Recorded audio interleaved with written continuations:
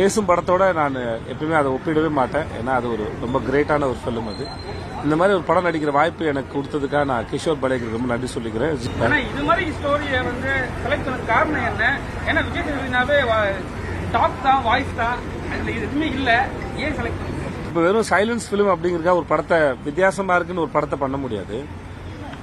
படம் அந்த கதை போற போக்கும் அது பேசுற விஷயமும் எனக்கு பிடிச்சிருந்தது. அது பெரிய ரிஸ்க் வேற.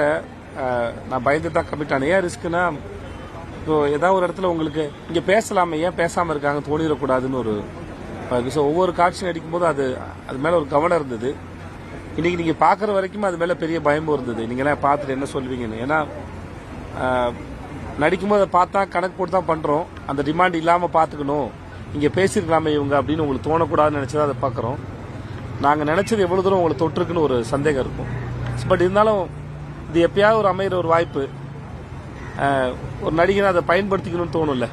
அது தொழில இருக்கிற ஒரு ஃபிளேவர் தானே. அதனால அதுதான் ஆசை முக்கியமான.